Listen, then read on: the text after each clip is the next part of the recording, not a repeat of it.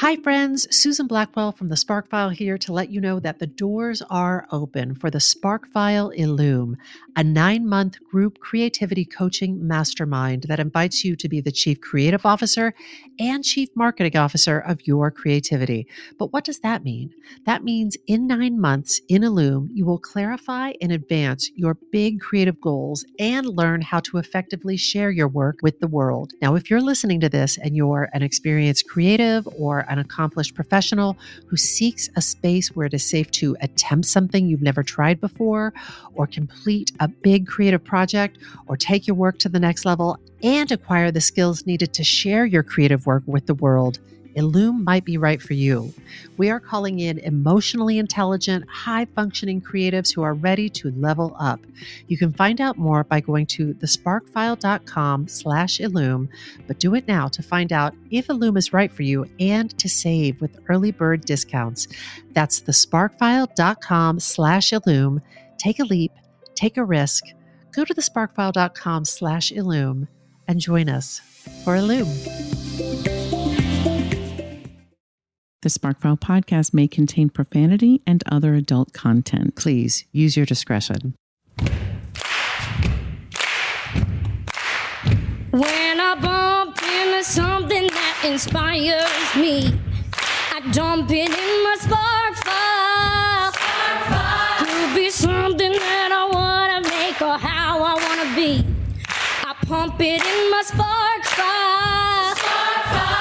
I jump into my spark file. Let's open up the spark file. Welcome to the Spark File, your well-lit painting studio for creative inspiration. I'm Laura Camion. And I'm Susan Blackwell. If you're joining us for the first time, welcome. You may be asking yourself, what exactly is a Spark File? Where do I get one? What do I file in it? These are such good questions, and we do have some answers. We do. A Spark File is the place where you consistently collect all your inspirations and fascinations. And if you're like us and you're making stuff all the time, you know that sometimes the wellspring of inspiration can run a little dry. We are here to refill it. Yes, we're on the lookout for fresh ideas, images, and inspiration that spark our creativity and pique our curiosity, things that inspire us to get up off of our asses and make things like this very podcast. Or a joyful expression of protest and resistance through choir singing. Or a daily practice and commitment to making art in inconvenient moments. Or a painted journal project inside a gifted book filled with pre-dawn and midnight paintings capturing a full emotional landscape. Or a school dedicated to inspiring a diverse community of young people to engage with the arts as a pathway to a creative and purposeful life.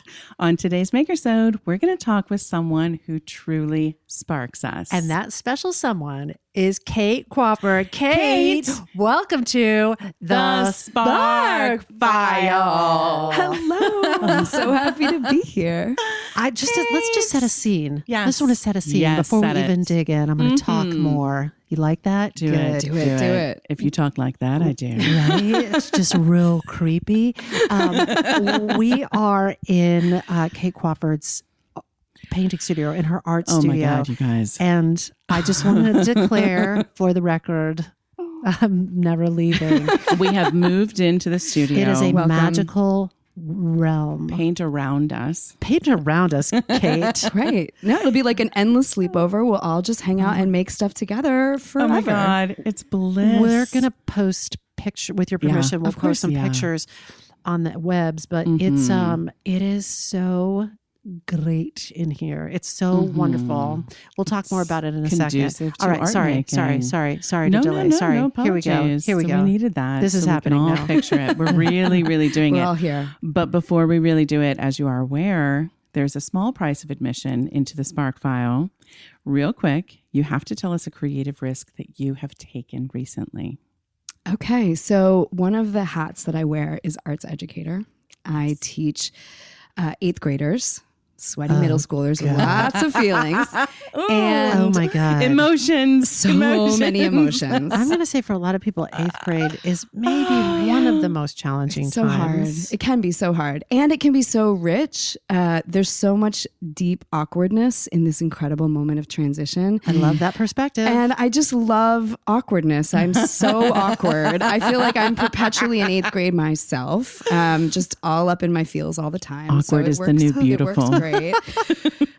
One of the things that I tell my students all the time, which I'm also telling myself, is your weirdness is your genius, right? That thing that you think makes you so dorky and unlovable is actually your superpower. God, we've been talking about this for the past 24 hours. Nonstop. Yes. So I teach this class called Creative Connections, which is an interdisciplinary arts-based class, which essentially means that I can teach really whatever I want. I like it. And I'm using the arts defined really broadly. So you just gave it like a broad, confusing title so you can do whatever I can the just fuck you want. make it I love the fuck it. up. Everything Exactly. fits. I Everything love fits. it. Love it. So the first thing that we do every year is the kids make they declare a creative vision for the year, and they make a vision board. And it's not just any vision board, right? It's not just like, I mean, and no shade to anyone who just, like throws together some collage stuff, but like we really treat it like it's a talisman. They create like a color family, and they really dig into images and how can you use metaphor to embody this creative image. Like if you have a creative vision to be to deepen your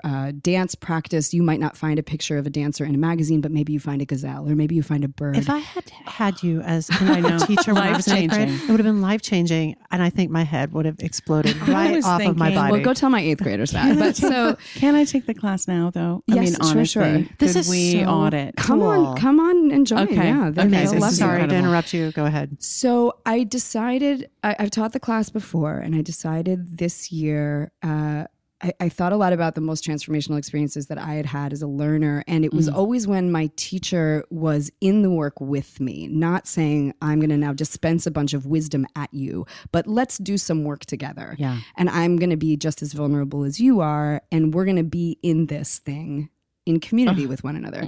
And so I decided, okay, if I'm asking them to do this thing, which is incredibly hard for even grownups to do, but I'm asking them to do it as 8th graders, then I need to do it too. So I'm going to declare a creative vision for the year, and I'm going to make a vision board. And I'm going to get up in front of a bunch of middle schoolers and say my creative vision out loud. My hands are getting sweaty, just like reliving this experience. Yes. And I brought in my little vision board that I made, and I was like so nervous, like way more so than if I'd been up in front of a whole big crowd of grown-ups. Oh my God. And so, like we're all gathered around the desk, and I was saying, okay, I'm gonna put myself out there to kind of like show you that I'm in it with you.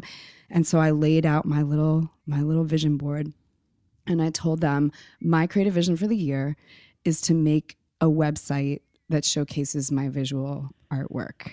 And by the time you all graduate 8th grade, my hope is that I will have this website live, and I will sell artwork, and I'll have sold 5 pieces, and check, right? Check. And I honestly, that was sort of in motion, but like way peripherally, like in the subconscious, like in the depths, like in the late night, like musings of maybe I'll kind of get around to that sort of ish maybe someday. Yes. And then as soon as I said it in front of the babies, I was like, I'm screwed. I got to do it now. That's powerful. A bunch of 8th grade accountability partners. Yes, exactly. Like drilling into Those me with their fuckers are little mean. eyes. Yeah, they Yes. were like, okay. God. And then they would check in. Like How's a that week. website Oh, coming? yeah, how's it going? What are you on? Did you, Squarespace? Squarespace. Go with Squarespace? Oh yeah.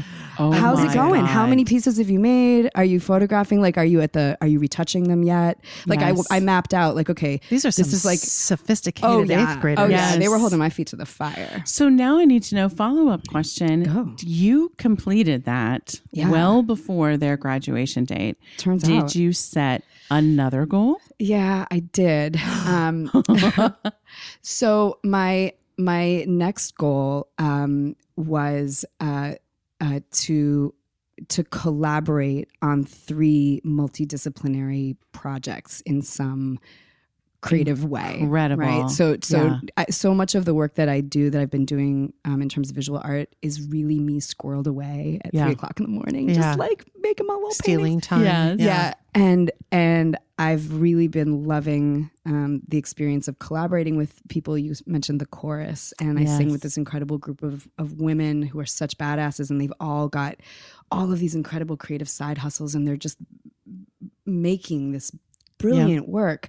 And so it's been really exciting to start to think about synergy of like, okay, you're creating a song cycle. What might it look like to have visual work that reflects those themes of each song and get projected onto us while we're singing, and like that kind of work is really, really getting So there's excited. one example, this potentially collaborating with a song cycle, Yeah, and that's providing happening. the It's visuals. happening. Yeah, What yeah. are the other two? I don't know yet. So this is in motion. So This part of like, it is identifying and Yes. sort of investigating and discovering what those other two might be. Yeah, that's and right. what deadline have you set for yourself to identify those collaborations? Well, the deadline is these 8th graders walking across that stage. Oh my right? gosh. I think it's like June 19th. Yeah. Oh my gosh. butter and jelly. You that's are exciting. officially admitted into the Spark File. That was an Welcome. easy one.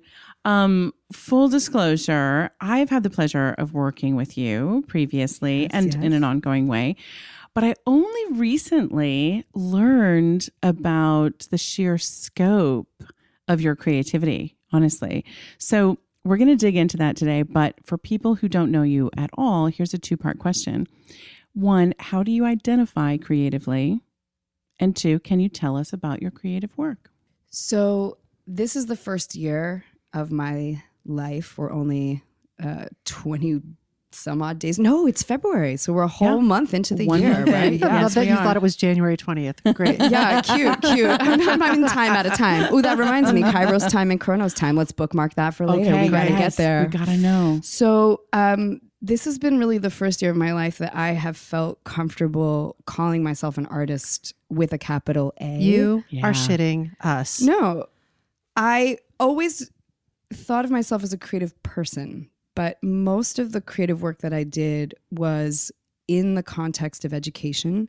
I love making work with young people, and You're I a would do saint. You're a goddamn creative. saint. No, she is an angel. The patron saint of 8th graders. No, I think a lot of it was, and I'm sure we could go deep down into this rabbit hole.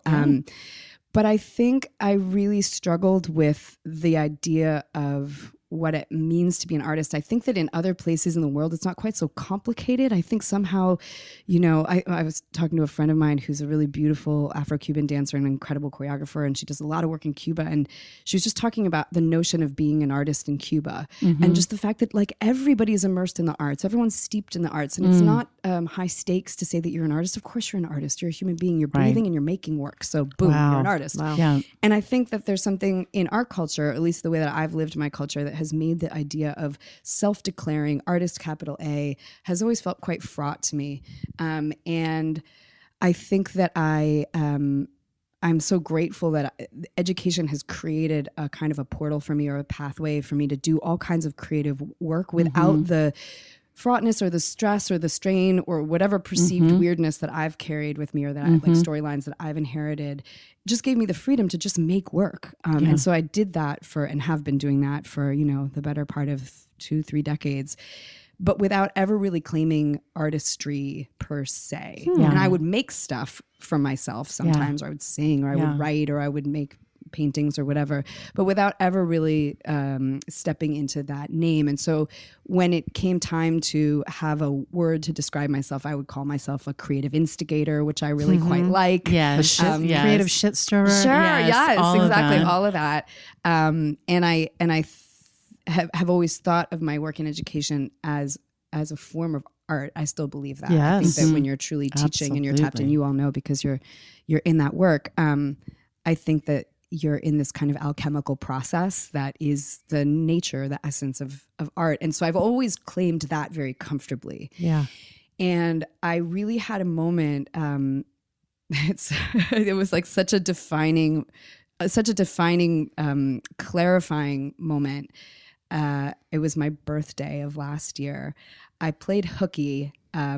Really, I think for the first time. I just sort of in my mind had this clear kind of like click decision of like, no one's going to die if I don't go to school today. I can get somebody to cover my rehearsal. Yeah. We're doing Moana. And Yes. okay, Yep. that will stay in motion. So, people can have my back. No one's That's going to die if I don't show up. It is my birthday, and I'm going to the Guggenheim. I think you know where this is going. The googs, the googly goo goo googs. And I'm going to see this Hilma af Klimt exhibit Yes. before Yes. it closes, right? Yes. And I'd heard so much about it, and I'd seen the images online, but I just really felt this super strong call to go Yeah. and to see the work. What a gift And for yourself. I kind of closed my eyes. I walked all the way to the top, and I And then made your way just down. let myself almost get kind of pulled by gravity down the spiral of this building and walking past these images. And it was kind of an out-of-body experience. Yeah. I mean, that work is designed as this pure transmission. For those of you who might not be familiar with her work, please Google her immediately. She was this incredible like divine prophetess of Listen to Yes. listen to the Hilma episode That's of the right. Spark Oh, File. exactly. There you go. Exactly. You all One. talked about her work in a lot of depth and a lot of richness. And so just at a time where women were not making abstract art Yes. and women were not making a lot of art publicly, period. I'm going to say that nobody yet was making yeah, exactly. abstract art. She was That's right right. on the She- vanguard in a way that wasn't recognized until years later. But the way that she channeled spirit and this divine consciousness and mathematics and science Oh my God. and proportion. Happy birthday. Oh my God. And I literally just sort of wept the whole way down. And by the time I got to the bottom, had made this pact with myself of promising myself that I would step forward and claim that title and be able to say it out loud. Happy, Oh my happy God. birthday. What a gift. birthday the present. best gift. Holy crap. So that's Holy how you shit. identify creatively. That's it. We'll take that. Yeah. Do you want to tell us a little bit about the creative work Sure. that you embarked on at that point, or Yeah. that you? So I had already been doing this journal project for a couple of months at that point, and really what that entails, I have this old book that my dad gave me in high school. It's called The Moviegoer. It's a pretty interesting novel. It's not perfect. It's not really held up over time all that well, but there's a lot of gems in it, and I understand why he gave it to me. Yeah. And so it was kind of like knocking around my shelves. I'd read it a couple of times. I kind of didn't want it anymore, but I also didn't want to get rid of it. It was Right. kind of sentimental. And I knew that I was really drawn to this idea of making a simple routine for myself where I could make work every day or almost every day. I'm not like a drill sergeant about it, Yeah. but I wanted to create a way that I could just be making work every day in a way that felt not full of pressure, not super high stakes, not designed to share with anybody, just for myself. And I liked the idea of painting on a surface that was not white. There's something about the white page, the blank canvas that can be a little, it's not always for me. Sometimes it's just really fun to just dig right in. Right. But I know that sometimes that can stop me. And so the idea of painting on a thing that was maybe destined for the trash heap anyway, and also already has like writing on it, like somebody's already done the work. And so now I can just do whatever. And if it comes out great, great. If it doesn't come out great, doesn't matter. It just gave me a way to kind of, Free yourself. just free myself. Yeah. Exactly. And that started to become a way for me to really retrain my nervous system. I think that my life is really packed. I have 3 kids. I work full time at a school. I sing in a choir. There's a lot that's kind of going on and swirling all the time. And in this particular moment where all of us are flooded constantly with this incredibly stressful, polarized, sometimes just utterly heartbreaking 24-hour news cycle. Yeah. The tweets are coming at us full speed. Yeah. Just all of that feeling so overwhelming.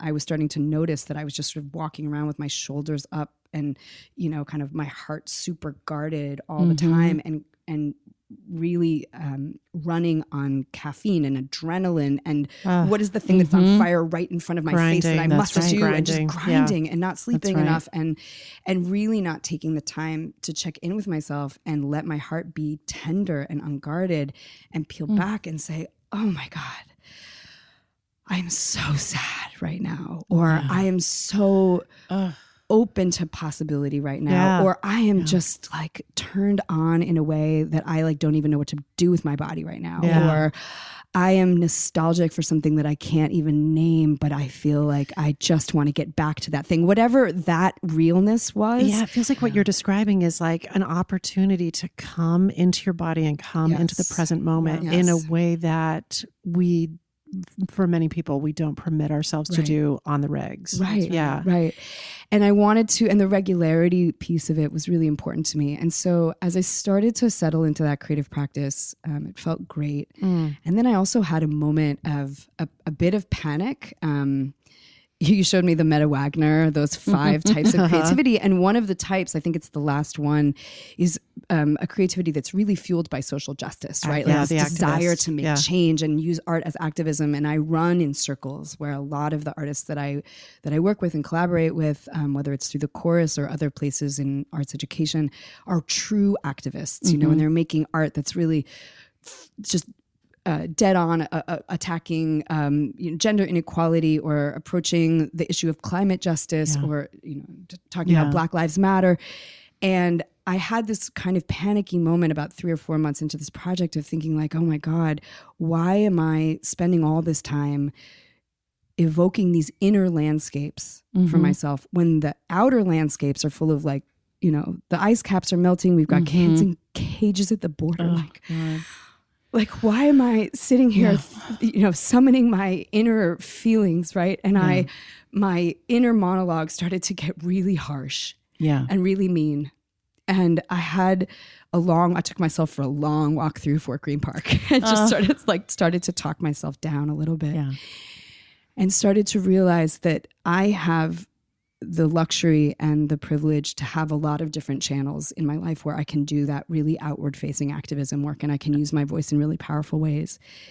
And that this work in its own super quiet way for me has a very urgent political thread to it, because we live in a world in which so many of us are squashed down to the flattest, most one-dimensional version of ourselves. And this notion of containing multitudes, of really giving space to all of our contradictions and all of our longings and all of the ways in which we don't fit into boxes, that right now in this moment is a radical act just to acknowledge that, right? And so I just had this moment of standing in the park and being so alleviated. And I was just like, oh God, right. Yes. I don't have to fix all of the world's problems. The simple act of sitting with what is true for me in any given moment is enough. Like that's enough. Lay the burden down, woman. Like, God, take a breath. Even prioritizing yourself, your art, and by allowing yourself to be the full human being that you are, it is a gift to others. And it sounds like you had 1,000 reasons not to prioritize that. Right. And just for our listeners, because we've talked to so many of you, those reasons never go away. No. The reasons not to sit down and spend that time with yourself never go away. So you have to decide for yourself that you will make space for it and make room for it. Yes. That is enormously inspiring to me. As you're speaking, the thing that I'm thinking is by doing, you have a very full life, and I would like to talk to you about how are your energy levels? How much do you sleep? Like the real nuts and bolts. Get into it. To understand that.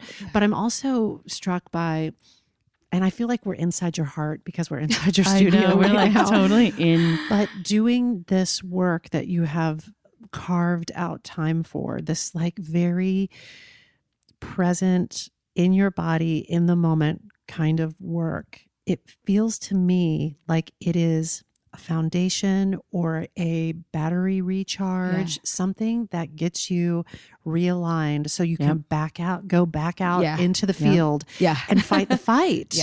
And so it's almost, I'm like, it may feel, I don't know, when you were saying mean things to yourself as you were walking through Fort Greene Park, like, the privilege, the luxury, but I feel like it's the thing that may be refueling you and kind of like getting yourself reattuned so that you can go back out and really, really fight hard and work hard and get a bunch of shit done. And give to your family and give to the 8th graders and sing in the choir that is making a difference. All of it. But I'm not you, crap. so I can only speculate. I might be full of shit. Yeah, I think that's really true. I think it's really true. It is a way for me to fill the well. I think that there's a quote that I really love that was shared with me by a former student who's now in his 30s. And I've learned a lot of wonderful How is that incredible. possible? I don't even see. I'm trying to do the math on that. I'm not maybe good late with math, 20s, but- maybe late 20s. We've been kicking it for a minute, but he shared this quote from Khalil Gibran that he learned actually from a bunch of Quakers who run a summer camp up in Vermont, where he spent a lot of his formative years. And it's a really simple sentence: work is love made visible. It comes from a longer poem on work. And I think that our culture has this idea of work that's just the constant grind, that it depletes you, right? That it takes energy from you. And my experience has been that when I'm doing work, whether it's creative work here at this little table, painting in this small book, or I'm doing work with young people, or I'm doing, the work of motherhood, or sometimes it can be exhausting. Sometimes it's gritty and sweaty and not cute, not sexy. But when I'm aligned, that I'm really channeling that sense of love and making it visible through the work that's in front of me. And I think that when I'm tapped into that's a refuel. And I think this is an example of that. Absolutely. It doesn't feel like work, like a heavy load, a heavy burden. Yeah. It's I love regenerative. that. Work is love made visible. I really like that. Yeah. Can I ask you? Yeah. You can tell me to fuck myself, but can I ask you, how old are you? 44. Okay, that blows my mind. That's A. Great. You're aging really It's- beautifully. Yeah, unquestionably. but- Wow. Here's the thing that it doesn't surprise me about it. Your brain, I'm like, oh, you got a wise brain. Wise And old soul. so That's my that- grandma in there. That's my I was grandma. going to say, have you always been a wise old soul, even in your younger years? I don't know that I would have identified that way, but I do know that middle school and high school were rough friend-wise, and I hung out with my grandma. Okay. Yes. So maybe that's the answer. Thank to you, your Grandma. question. Thank you, I'm Grandma. grateful to her. Talk to me. You have this very full life. You have, you have 3 children, I do. a husband, a dog. Yes. You work, so you have a job, you have your own artistic practice, you have a school. It seems like you have a lot of, and you aspire to many more. You're now like sharing and selling the art that you make. You are an artist, capital A. Capital A. I feel like I'm missing other big chunks, but talk to me about like, what are the nuts and bolts of how are your energy levels? How do you optimize yourself to get the most out of this isn't like a tips, tricks, and hacks kind of podcast, but I'm sort of like, as somebody who struggles with being the busiest, laziest person in the world, and as I age, like my energy levels are depleting a little bit. Like I'm just curious, like, how are you doing this? do you do Yeah. it? Well, You're like, I only eat green algae. Like, what is it? How are you doing this? well, I think part of it is that I have a lot of support right now. As we are recording this podcast, my husband Eric and my 3 kiddos are out in the park together. So that's a small, concrete example of I have a partner who goes hard for me, and I think that's really Eric. important to say. In the motherfucking paint. Yes. it's Literally, it's in really the paint. important. I have a lot of friends and who have lives that are set up differently from mine, and I don't take anything that I have for granted for a second. The fact that if I need to hire a babysitter, that I have that possibility, and that there are like people in our orbit who are so incredibly nurturing with our children. Like that is such a huge privilege, and so I don't take that for granted. There's that support. So there's support. There is I think as I've gotten older, I have gotten really clear about what I like to do and what I don't like to do. Yes. Like my kids love, and Eric, they love to watch like Marvel movies and action movies, and like that's just their jam. They love it, and they have so much. It's such a joy for them to sit and watch that together, and like movie night is so fun. Yeah. I don't necessarily love those kinds of movies, and so it's been really awesome for me to say, hey, we're going to spend time doing something else. You all can come down to the studio and we'll all paint together, or we're going to make brownies tomorrow. But I don't want to do movie night I don't want to tonight. spend my I'm time going in to that go way. downstairs and paint. Yeah. Come down when the movie's over, and I'll show you what I'm working on. But I love this, for me, kind of newfound ability to opt out of the thing where I'm like, I don't want to use my time in that way. do that. Yes. And it doesn't mean that I don't love you. It doesn't mean that I don't Yes. value family movie night. We'll watch Philadelphia Story together someday, and that'll be amazing. But just being really clear about like, I got invited to a party. I should go to the party. I don't want to go to the party. I'm not going to go to the party. So you have clarity That's right. about, you're really attuned. This is something that has big. come to me later in life as well. Absolutely. Attuning with what it is that actually in your body, viscerally, you're like, yes. And what you're actually like, no, thank Or you even so like, much. thank Thank you you, so no. No. Even if it's like my body's saying, meh, I don't need to spend 2 hours doing that when I Yeah. can instead look for the thing that lights me up. Yes. Yeah. So you're, and that to me dictates how I bet you're real specific and efficient with your choices about how you use your time, Yeah, I think so. and not just on Marvel movie night. Right. Yeah, and I also think that I've gotten a little bit better about really thinking about where am I going to make an impact? Like if I'm thinking about the work that I'm doing Yes. at school, if a lot of the work that I do with kids is very individualized. And so it takes a lot of my time if they want to do block prints and each one of them wants to do a portrait of a different activist or a different, for Black History Month, Women's History Month, that takes a lot of time to differentiate for them and help them find exactly just the right one. So that's a good use of my time. Whereas, sitting and grading a ton of exams It's not that's not giving them the same kind of creative richness that I want for them. And so, I luckily can make those choices as an educator. I'm not being dictated about how I structure my classes. So I'm thinking about those kinds of things. I think I generally, when I'm feeling exhausted, which I sometimes do feel exhausted. I do think that I have a couple of kind of like, I don't think they're hacks. They're just things that I do. We were talking a little earlier about this goofy thing that I've started doing of using I walk from here to Nevin Street to get on the subway every day.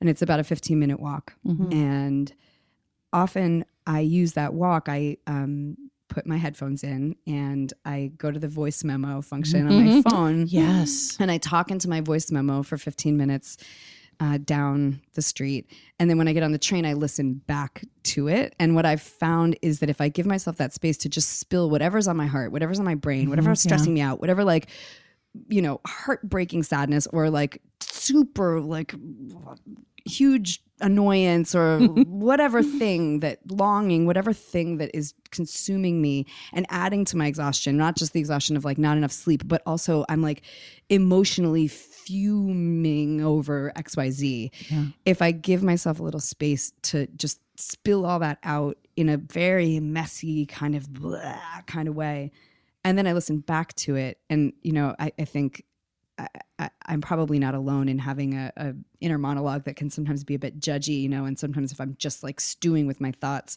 and I don't have that chance to externalize, it can be kind of like a icky kind of push-pull. There's something about listening back to those things that gives me just enough distance to have compassion with myself as if I'm listening to a friend. We were joking earlier, but it really is, that is one of the features, like the defined features of prolonged exposure therapy. Yeah. Where you record, you record the tail and then you're required to listen to the tail back. Yeah. it's I think useful. that's how that movie Honey Boy that we talked about. I think that's that's how he ended up with a screenplay. Oh wow. By talking it out. It also seems like verbal morning pages. Though. Yeah, but we Yes, were saying yes, it's a legit I think a lot of people think that writing is fingers on keyboards or pen in hand touching the page. And this walking, talking, recording is a totally legit first draft writing practice. Yeah. And I think some people are like, what? But it feels so much more flowing. It feels easier. Yeah. And I think even when I said that to you, you were like, hey, I got a whole book in me. Yeah. Maybe. Yeah. I love that. Can I ask you super specifically, how much do you sleep at night? Not enough. I've been thinking a little bit about, as we're talking about this like rich, full life, it makes it sound so lovely. And it is. And I, in the last few months, as I've sort of stepped into this artist capital A bit more intentionally, I have been thinking of like, I'm not really getting enough hours of sleep. And the wheels are on, but sort of barely at the moment. And so I have been really thinking I love your honesty about maybe something needs to shift. And I think the sleep piece is really what's driving that. I'm not in my 20s. I mean, my God, when I think about when I first started teaching. But you do look like you're in your 20s. God bless. Thanks for saying that. But yeah, when I first started teaching, I just remember like I was so bad at it and it was so hard for me and it was so not fun. And so my therapy would be I would go out salsa dancing. And so I would go out and I would dance and sweat and like drink mezcal and just be a total hooligan. And then it would be like 3:00 in the morning and I'd be like, oh shit, like I have to get up and go to the Bronx and be at the Bronx by like 7:45 if I'm going to get to the copier to get my copies made before first period. Oh my God. And I would just like haul ass onto the D train, like just sweating, still sweating, and like I'm sure the kids were like, "Yeah, we know what the hell's going on." That was my coping strategy, and somehow in my late 20s, early 30s, like I could just rock that. Yeah, I could teach on 3 hours of sleep and be like, "Boom, I'm dropping knowledge. Like this is great." I'm like totally in flow, which is really terrible actually because it started to give me this false sense of like, "Oh, I can teach hungover, no problem." You could do that for a while. Yeah, but then the maybe not sustainable. The resilience starts to kind of like a law of diminishing returns. And so I have been thinking, and on a good night, maybe I'm getting like 6 hours of sleep a night, but there's some times where I'm like, oh shoot, I gotta, I just came home from a chorus gig and I know that second period we're rolling out XYZ project and I don't have those design briefs ready to hand out and I just got to burn the midnight oil and I have these kind of talks with myself about like, okay, look, this is the business you've chosen, like this is the road you're choosing to walk, so you're not going to sleep that much tonight. And it's always those days like the universe knows where like I'll finally get into bed and be like, okay, I've got like 3.5 good solid hours. We're going to really get into that like deep, rich, dark, inky sleep. And then a kid pops up awake with a nightmare and you're like, oh my God, of course it's this time. Of course, always. And then do you like, are you like, and I eat well and I exercise. Do you tend to that? I have been getting better about that. I think like that's another function of aging of just like, oh wait, I can't live on mezcal and coffee. That's right. I have to like eat some protein and maybe like drink water. Yeah. We talk about this stuff. All these pro tips. And it only as you age. We talk about it all the time. And we're like, Grammy Cans and Grammy Susan. Like little grandmas of like, how's your sleep? Yeah. How now did you get enough vegetables yesterday? I mean, really, but you can't just glide into the later years. But if you do tend to it, like if you do tend to it, and then you also have this like delicious, like, I don't know. I think this is primed. I feel like this is prime time life right now because you're sort of like, well, if I do tend to those like things to care for myself, I've got all of this like good brain wisdom and I'm like, I don't know. Now the combination is like really starting to jam click right now. Yeah. Hey, but while we talk about time and how you use yours, you had a time thing you wanted to tell us about. Tell us. Sure. So a friend of mine shared this with me probably a decade and a half ago, and it's just really stuck with me. So the ancient Greeks had two notions of time, kairos time and chronos time. And chronos time is the kind of time that in the Western world we're all really familiar with, where you're on the clock, you're moving in a linear way toward a goal that's very measurable, and you're just kind of clicking off the minutes as you move, and you're very conscious of where you are in time and space, and everything's just very kind of, you're moving along. Kairos time is the opposite of that. Kairos time is when you are in a suspended space where you are so deeply involved in whatever it is that you're doing. Maybe it's something that you're making, or it's somebody that you're with, or you're in that conversation that's just, like carrying you along, where you forget where you are, you forget how much time has gone by, and you're in that just magical realm. And our culture does Chronos time really well, and it doesn't, I think, give us real ways to talk about Kairos time. Could you spell Kairos for me? It's Kairos. Kairos time. Kairos What time. you're describing to me, if I understand you correctly, is my understanding of transcendence, which is where time takes on a different dimension in that you're watching a play, or you're engaged in a conversation where you're sort of swept away, or you're meditating and you look at your watch and you're shocked because you didn't identify that much time had passed. When you were talking about your just very like action-packed life and how that works, I was thinking, take this or leave this, but I was thinking, meditation is also like a great supplement to rest. And the kind of meditation I do is all about just like very gently, not hard charging pursuit of it, but very gently putting yourself in Kairos time so that you're getting that deep, like nourishing rest. But painting can be too. Your painting is a form of meditation. Exactly. And I think of it as flow and that concept of flow, and sitting down to write and realizing, after it's really clicked in, I'm like, oh my God, it's, an hour's gone midnight. by. Right. Or like 5 hours have gone by and I haven't even gotten up to pee. That's, Oh, that's so like great. it. I love that. I'm picturing a t-shirt with like Chronos time on the front and Kairos time on the back, or it's reversible. You can, flip it. Love it. Did you have more thoughts about culturally? You were saying like we do one really well and the other not so much. Do you have like further thoughts on that? Well, I think that, I think that there is a real interesting synergistic relationship between these two forms of time. And the paradox for me is that Kairos time sometimes happens just naturally. You're cooking and all of a sudden happens. But because our culture isn't really set up, I have found that I have to be very disciplined about setting off, kind of pockets of time in which I could allow myself to float into that space. So the idea, the paradox of being disciplined about floating away is very strange to me, right? And I think that that's true about a lot of things that are inherently kind of effortless. Like when you're in a really good jam with your partner and you're just like, in flow, right? As a relationship, in terms of the way that you're relating to one another, that's really easy at the beginning of a relationship. And Eric and I have been married, going on 20 years now. And so we've also started to realize like there is a discipline to and an intentionality about fun as a couple, or about play as a couple, or about just like creating space for those great goopy soupy conversations at the kitchen table where there's not really we're not sitting down to like figure out the summer calendar and where are the kids going to camp, like all that. I mean, that has to get done.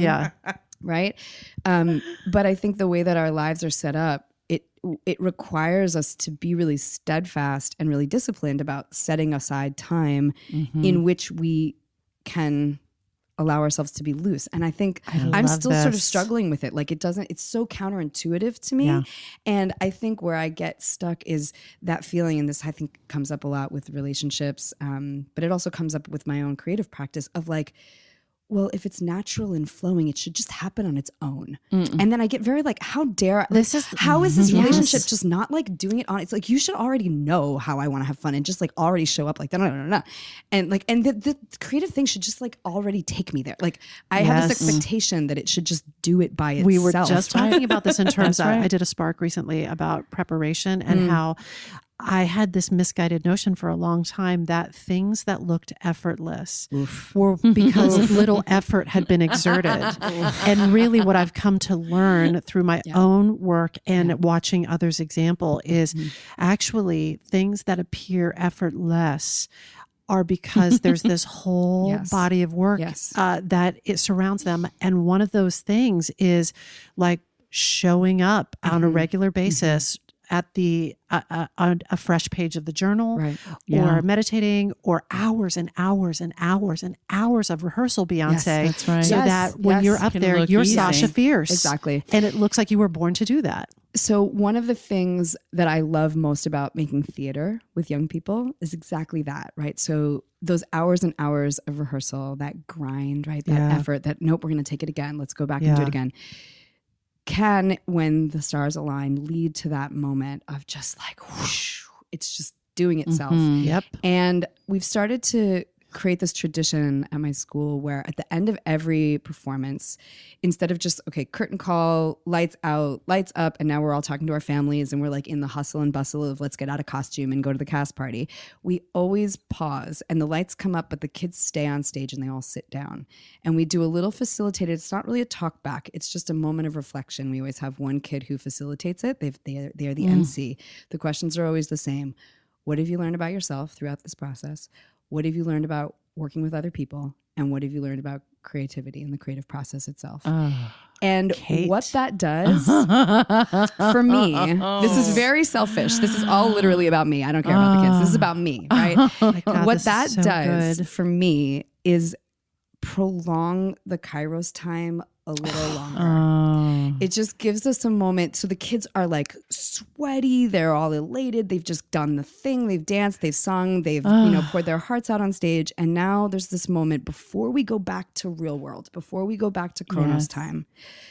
Hit pause. The lights are still on. We're all still in the little bubble. The audience is going nowhere. And they have a chance to speak on what they're experiencing. And it extends that magical suspended state. And this is about me. I just want to be able to sit back and say, okay, that's what it was there for. Like, that's what we've been working toward. And let's just sit and bask in this for a second before we go back to the broken world. Really, really useful. That is so great. And I know that there are educators that are listening to this and maybe even like, I don't know, coaches and, athletic coaches and things like that, or human beings that I'm just like taking that moment to linger and say, look at what we did. What did we learn? Like to just take the moment, I think is 100% news you can use. That is so useful. I can't help but imagine that it's equally useful for their parents who are watching, who maybe did not get this kind of education growing up, but to help train all of us to take a moment of reflection. What's my relationship to this? How did I grow through this?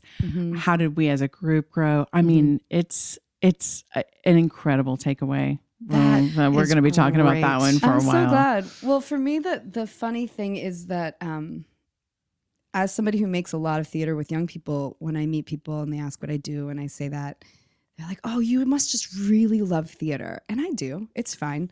I do. I mean, I go to the theater and I love it. I'm like, wow. Great. I mean, Lin-Manuel Miranda, like big fan, Love you. huge Great. Piece of my personal storyline.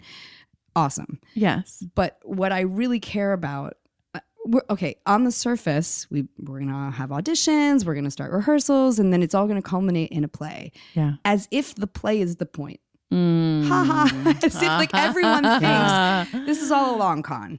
The play is not the point. It is a long con. Don't tell anyone. My Don't tell my students. This but is as awesome. if the play is the point.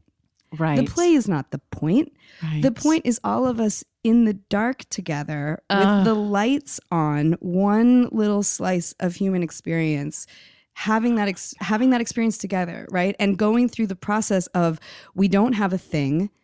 We don't know how we're going to get the thing. The thing has to happen on X date because opening night is happening whether we're ready for it or not. How do we get a thing made out of a room full of people with no props, no costumes, no nothing, just a script and an idea of where the thing might take us? That's right. And now we have to somehow manifest this thing out of these relationships. We have to think about what kind of community we want to build on the way to making the thing.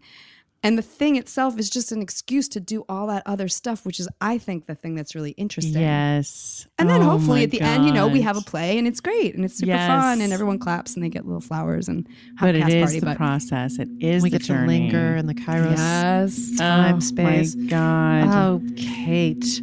When I bump into something that inspires me, I dump it in my spark file. Could be something that I wanna make or how I wanna be. I pump it in my spark file. I jump into my spark file. Let's open up the spark file. That was part 1 of our interview with Kate Quarfordt. Part 2 will be available next week. Unless it's the future, then it's available now. So go on, give it a listen, and find out what's sparking Kate Quarfordt these days.